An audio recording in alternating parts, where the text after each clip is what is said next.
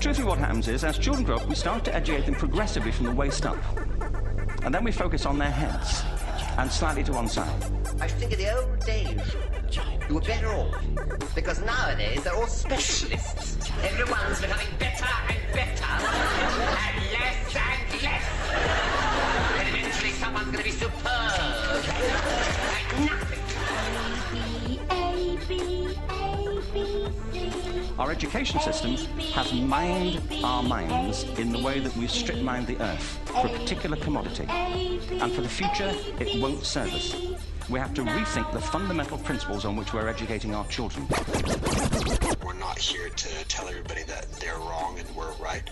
We're not saying that we have all the answers, but we'd like to present a different way of looking at it. Hello listeners, episode 47. Here we are in the studio today, myself, Chris J. Bradshaw and Alex Eldridge Toll. Alex, how you doing? I'm good, thank you. How are you? Yeah, very nice. It looks like you've been abducted by an alien. I see you've been to your first ever cupping massage session in China, which everyone will know about if you've been in China for a little while. But I'm sure it'll be very good for your health, so marvellous. Yeah, we'll see how we feel tomorrow. Yeah, that's what I'm going to say. He is in rather a lot of pain, but we move on painstakingly to this fourth section of this small little series based on how ignorant we all are, and really taking apart some of our misconceptions. And they revolve around the United Nations 17 sustainable goals for a brighter, healthier, better future for us and our children, our young ones. And so we're going to get cracking. This one is about quality education, which is in our field, of course, as both as teachers. Exciting times. Very much indeed. And so here is the first question. Let's crack on, listeners. Please try your best to do it with us and see if you are as ignorant as us. So here we go. Question number one, Mr. Toll, goes something like this. In low-income countries across the world, what share of girls went to school until at least 11 brackets before the pandemic? So in low-income countries across the world, what share of girls, not boys, went to school until at least the age of 11? And that is before the pandemic.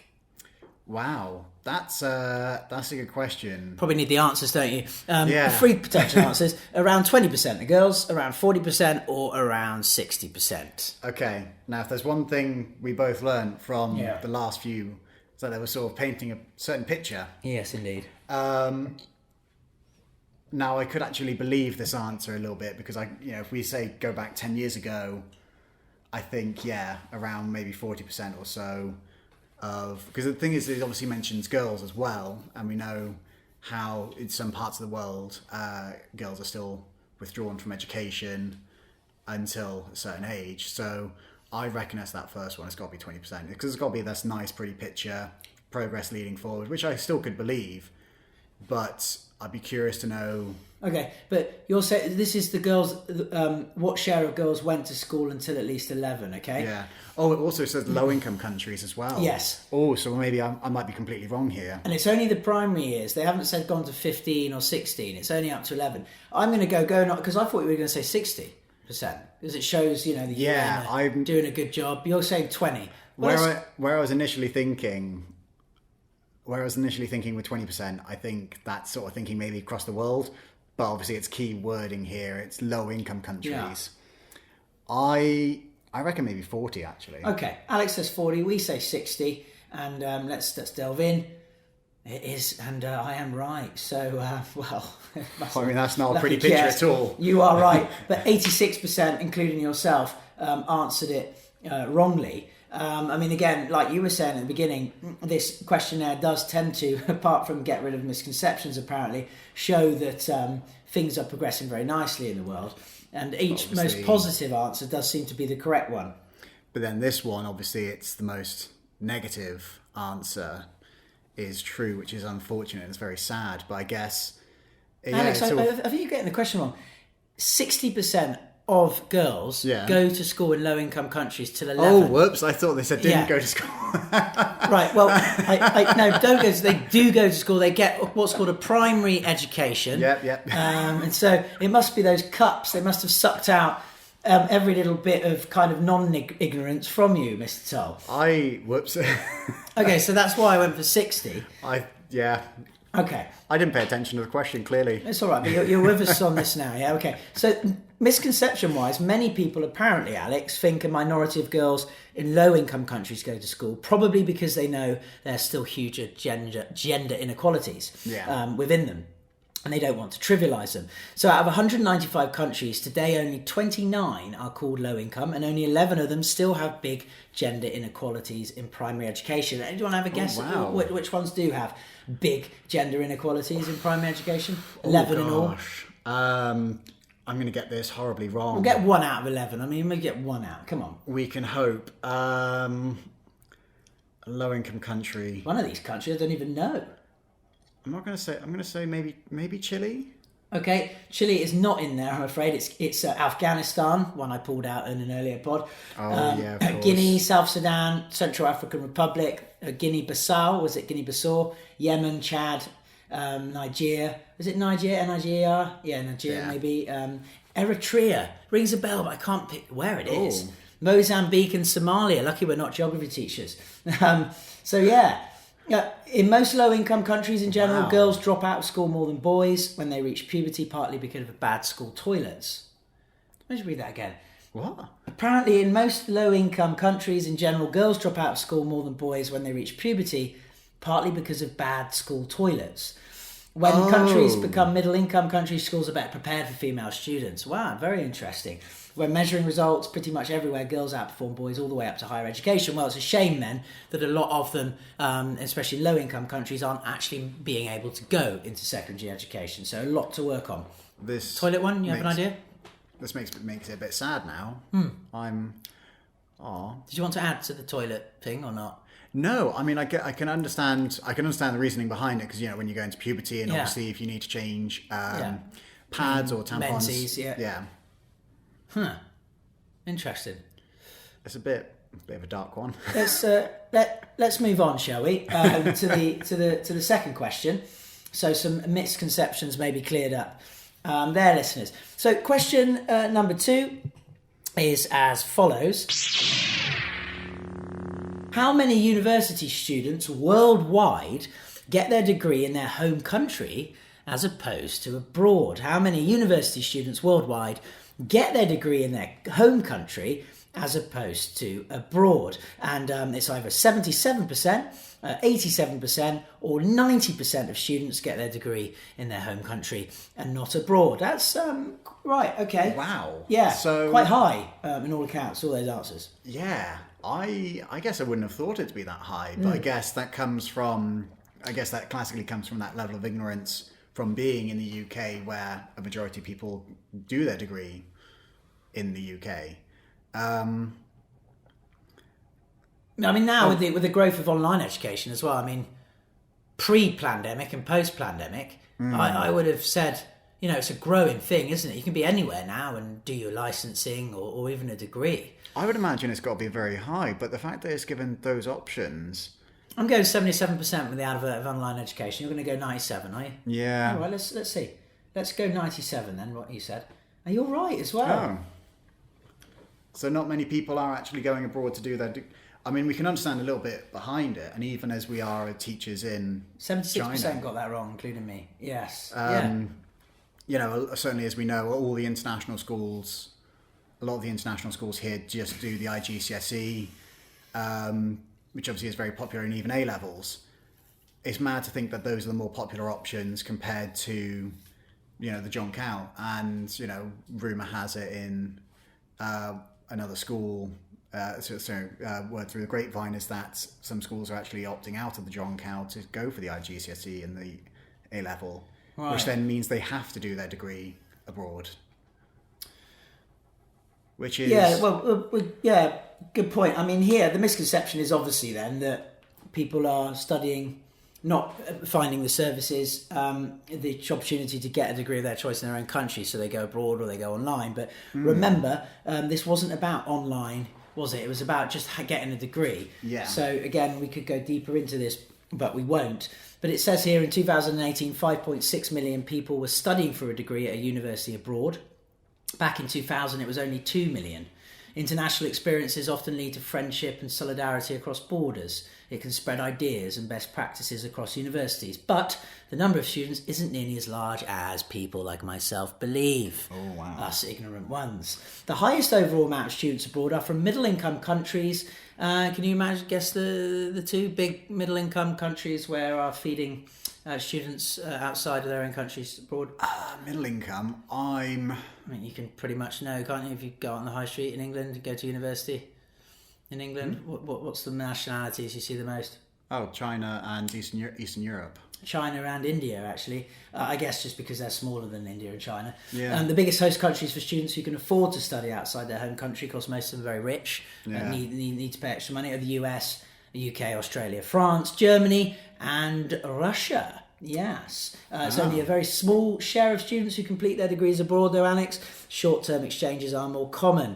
Even if the number of students abroad is increasing, it's still a fraction of what people may think. And they then do say, during the pandemic, obviously, these figures would have gone down even more as they're unable to travel abroad. Well, I think it's a privilege thing. It's we're talking about it's a privilege to get a degree. And certainly in some parts of the world, there are the facilities and the infrastructure behind it to give them the support to do a degree in their own country. But to go abroad is it's a huge opportunity, and it's not necessarily easy to access for a lot of people. So yeah, I think it's a privileged thing to go abroad for your degree. Mm-hmm. Yeah, yes, but with the advent, and it wasn't included in this, of online education. Yeah, I think it that's would go true. a lot more, because they're studying outside their home country, but they're not physically going out. So that question doesn't take into account that data, does it? I think it would be a lot larger than 3%, which it says in that. So let's move on. Question number 3. Of all primary school teachers in low-income countries, what share are trained? Of all primary school teachers in low-income countries, what share are trained? Is it 30%, 50%, or 70%? Yes, for those who think most of them are, it clearly isn't. So it's low-income countries, yeah? Yeah, what share are trained? Just getting anybody off the street, perhaps, or someone that just likes being with kids. What was it, 30, 50 and 70? 30, 50 and 70, I've got to say 50. I don't think... Half, to think only 30% are trained in low-income countries, that just seems really, really a lot of doom and gloom. To think it's 70, that's assuming that low-income countries have access to have the infrastructure in place for the universities for training, etc. I got to say, yeah, I reckon 50 seems like a reasonable number. Okay, I'm going to go 70 just to be different, and again, just with the rosiness of things, misconceptions abound by the text here on gapminder.org. By the way, gapminder.org, we haven't we didn't pushed say it, haven't time. we, in this pod. The researchers have just put an electric shock through my left kidney to get me to state that. So lovely. Gapminder.com, wonderful website, Swedish, non-political, non-religious, non-affiliated, and just based on voluntary donations. Yes. Okay, very nice. Let's go. You say 50, I say 70% are qualified, and I'm right. Oh. Of course, this isn't about me winning and you losing. It's about... I'm clearly thinking a lot more negative. I'm thinking quite negatively well, about you got it. the last one right. So 90% actually, including yourself, Alex, got it wrong. Wow. Yeah. That shows a lot of people really do think... I'm quite curious. What are the facts about this one then? Well, For that many people to be quite negative towards primary teachers, primary education in low-income countries. I will say, I'm though, curious. that 70% was the right answer, which does mean 30% of primary teachers in low-income countries aren't qualified. Correct. Which is also quite damning, not of the country, but obviously the systems in place, or the opportunities to get qualified if you're a willing teacher, you have a passion for teaching. So education is one of the key elements of global development. It can help push people and even entire countries out of poverty, as we know, and increase equality and help control population growth. Oh. What, by stopping you having sexual intercourse more than normal. Right, well, I suppose, yeah, fine. It is about ignorance. I have been very ignorant in my life and have 4 little whippersnappers. Things have never been getting better. Things have been getting better, but it's not yet close to being as good as it could and should be. Well, that's nice that they say that, because I absolutely agree. But there you go, low income. There's a fact for you if you're off to a dinner party tonight. Anyone listening in, there you go. Should we move on to question 4, I think, Alex, unless you have anything else to say? Nah, it's all good. Let's move on. Okay, question number 4 then. How many child refugees... Ooh, okay. How many child refugees attended primary school before the corona pandemic? How many child refugees attended primary school before the corona pandemic? Now, I would imagine, and we don't know, these are refugees who are still in maybe their country that they've left? Yeah, or they're in... So there's two sides to it. I mean, you would assume that it's outside their country, which, if that's the case, any country that they get taken to, certainly I know and certainly as experience has it, I'm thinking of the UK. Yeah. And it's again, refugees have to go to school. It's against the law for them to be rejected. I think it's got to be a high number. Well, let me give you the answers. Otherwise, we're really stabbing in the dark here, aren't we? Yeah. Is it less than 20% of the refugees? Okay. Around 40% of them, or more than 60% of them? Now, if you go on what you just said, if they're meant to go to school, it should be a lot higher than 60, shouldn't it? Yeah, of course, but there the are other many thing as well, this doesn't specify countries. No, this absolutely is right. Obviously thinking, obviously my factor was just about the UK. Yeah. So... It's another bollocks question, really, isn't it? Sorry to swear, but... Yeah, I am really coming to my tether with this, really. From the first time you launched a question at me over the staff room, I was this is really quite interesting. But please listen on. I'm not trying to switch off here. But actually, on an experience, my sons, when we were locked in England for the 9 months lockdown in England, they went to a school in Plymouth, a lovely little school. But Plymouth's one of the few places where a lot of the refugees, sorry to use the word, but get dumped, basically, for processing. And so within the school, and they were only there for a month, and they really loved it, and they're only there for a month because school only started again in September, after being closed for so long. That there were a lot of families, refugee families. It was a real eclectic bunch of different beings, and I think that adds to wonderful diversity and great ways to educate children, both in and outside the classroom, I must admit. Here where we are is a very homogenous student population, really, mostly Chinese, wealthy background, highly privileged, whereas in a school in England where my 2 older boys went, very, very wide ranging. Yeah, almost like literacy rates in our classrooms. Over here. So what are we going for? Less than 20, 40 or more than 60? Yeah, more than 60. All right, I'm going to go. It makes things rosy, doesn't it? And we're right. But the thing is, you say it's rosy, that's more than 60. It's like it should be more than 60, yeah. It should be way more than 60. It's basically saying it's not 70. It's not even 80 or anything like that. Because quite frankly, it's,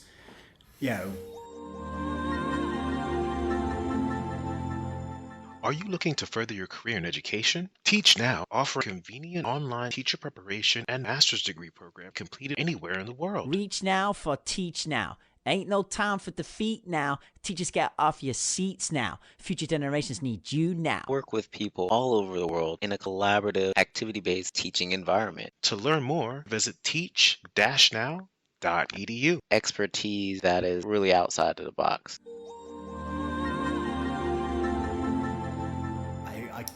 We can only imagine we can't imagine the whole situation when you are a refugee, and to be withdrawn from education from, education is a right, education is a need for all, and for that to be taken away, it's just crazy. Well, again, there's ins and outs of where this question's coming from, and there's details that lead us down maybe unanswered questions at the moment. But what I will say again is, why doesn't this website have a 4th answer, which would be not above 60 like the answer is, but that would be 60, or it would then be 90. So we see, because by only putting a 60, it kind of shows that, oh, that's okay. You know, it's not okay. No, but it's above 60. So above 60 means it could be 90, it could be 70, it could be 80, but they won't put a D in. And we've talked about this before, other questions. They won't put a D in that takes it up to somewhere that would be amazing. So there's some psychology at play here. Gapminders.org. Send them an email, researchers, and let's see if we can get them on. At some point, they'd probably just tell us to gap off, wouldn't they? Okay, misconceptions abound on this one, Alex. Most people overestimate how many refugees there actually are. It's not more than 0.4% of the world's population. Half of them are children and half of those are not in school, which is something like 0.1% of the world population. When we think of it that way, it doesn't seem like too big a problem to solve. It's amazing. Yeah. I mean, I got to say, wording? No, and I've got to say, you know, I've been in that school playground and I've met and seen quite a lot and spoken to the teachers and the admissions people, a lot of refugees, families who come in and they actually go very quickly. They're processed. It must be really troubling for the children actually to come into a whole new classroom, whole new language, and then suddenly be whisked off somewhere else if they've been accepted to stay in England and then they move somewhere else, or if they're not. It's quite terribly harrowing experience. Education increases a child's chances of supporting themselves in the future, which is especially crucial for those who have left everything behind. The good news is they are fewer than people think, and more than half of them are already enrolled. Again, I find there's a lot of fudge in there, Alex. Yeah, this is not a question that sits well with me. Yeah, even though it's like, oh yeah, it's nice and cheery, it's more than 60%. I'm sorry, but that's still not good. Yeah, okay. You can't twist this. Anyway, moving on. Yeah, and for all those that do have some fudge over the festive period, or even not the festive period of listening to this, be careful because it can take your teeth out. That happened to my late grandmother one year. Oh, gosh. Christmas. Yeah, and I bought her the fudge. Anyway, less fudging, and on to question 5. Across the world, Alex, how many children go to some form of preschool the year before they start school? Again, prior to the pandemic. Once again, across the world, how many children go to some form of preschool the year before they start school across the world? Wow. Is it around 20%, 40%, or 60%? We're talking about preschool in low, high, medium this is across performing countries. Yeah, this is the whole spectrum here. Preschool, my wife is a preschool teacher, very important time in a child's life. Most people will think not. I think very much the science shows that the baby's brain at the ages of 0 to 4 is at its most open, like a sponge, and it takes everything in, but they don't go to formal education, of course, till 4, 5, maybe even 6 in a lot of countries. So I believe we're missing out a lot of chances for them to socialise and to form those really important skills early on. This is certainly an area that I can only speak as a single person with no kids who has not done any research on the matter, but I could fully believe it to be true. And certainly you notice those differences in the classroom with the kids who maybe they went to preschool, maybe they didn't, and I can imagine it'd be more obvious when you are a primary school teacher, those who come in with an education of some sort and those who don't. I would like to say, so what are the numbers again? 20, 40 or 60%? I'm going to say probably 60, just because we know how this website works. But the other thing as well, it doesn't specify the region. It says across the world. No, it's fudged. And we think the population of the world, obviously the largest population of the world are in countries where there is access to that, so it's got to be a high number. Well, Alex, you're absolutely right. It is 60% of children across the world do go to preschool. 73% answered this wrongly. Again, there's a lot of fudge in there to unpack. I mean, most parents in the world live in middle-income countries and they work in service and manufacturing, and so the majority of their children go to preschool around age 5 before they start first grade. The number actually who go to registered preschools is around 67% according to UNESCO Hot Chocolate. Wow. But even more children go to informal childcare because almost all parents have to work as soon as their children can be taken care of by someone else during the day. Being with other children, as I think we highlighted earlier, learning new things is good for their development. The strange thing is that most people we've asked for the number is much lower because they're really ignorant. And I did remove that last bit. There wasn't actually in there. You aren't ignorant if you are misconceived about that. Fair enough. Yeah, these are good questions, I will say, regardless of the whole fudging situation. Are they paying you or something? Have you been? They're not paying me. There's no Yeah. taser behind me or anything like that. Or Okay. I've not got an ankle bracelet on. I do think the questions are good because they do actually make you think. I think they encourage that sort of critical thinking, despite the whole wording of the questions, Yes. choice of your answers, etc. Because it's fair to say there are misconceptions with each question, with every single topic that we've discussed in this series. But yeah, I don't know where I was going with that. No, it's a good point. I think you've put a bit of a balance on it, which is nice, and it means I will sleep more peacefully at night. So on to the next question, final question of this section, listeners. It's question number 6. Worldwide, how many children under the age of 15 do not achieve minimum levels of proficiency in reading and math? I'm going to say maths. Worldwide, how many children under the age of 15, Alex, worldwide, don't achieve minimum levels, the minimum threshold of proficiency in reading and math? And the answers are 20%, 40% or 60%. And the basic skills, all of our children around the world, wherever they are, should be proficient in reading and maths by the age of 15. Absolutely. Now, I'm thinking the key wording here is minimum levels, because there's a lot of misconceptions around that specific, those two specific words. What, how are we establishing minimum levels? Are we saying those students who say we're in the UK, are they achieving grade C are they achieving a grade C or, a level 5, whatever it may be, level 4 at GCSE? It's fudged. A little bit. 60%, isn't it? It's got to be quite high. 40 or 60 or 20. Oh wait, how many do not achieve? So we nearly made the same mistakes I did at the beginning. Yeah, you're absolutely right. I'm nearly full of sleep here. No, absolutely not. It's got to be a low level, but I find it hard. But it says worldwide though. I'm going 20% because they're just so amazing, aren't they? United Nations. I mean, it's just a wonderful organisation. I love the rainbowness. Come on, let's move on, shall we? Yeah. 20%. Let's go. Oh, wait, what? Whoa! Oh my, ladies and gentlemen. This is quite something. 73%, including ourselves, were wrong. Most children today do go to school, and that's an achievement. But now it's time to improve education by giving schools more resources, and that's because the answer is 60%. 60% of children under 15 apparently don't achieve a minimum level of competence in reading and maths. So, I think we've almost been brought down to earth here. I'm surprised. I'm glad about that. There seems an absolute realistic answer for once in this questionnaire. The source is UNESCO, and so I mean, yeah. What do you think about that? It's absolutely right, because it's clearly. I mean, I've certainly my experience so far in teaching has always been in, middle class schools. The intake has been very middle class. So I could completely believe, and I'm thinking about I could completely believe that's correct, because I think even the number of kids who achieve those basic levels, I'm thinking sort of GCSE thereabouts, in sort of English and maths, it's mad. How many? There's a lot of people 60%. That can, but that's the thing. 60. I mean, 60% of kids worldwide. That means don't achieve. Yeah, it basically means we are growing up dumb as you know what. Yeah. And hence I get around the whole title of "How ignorant are you?"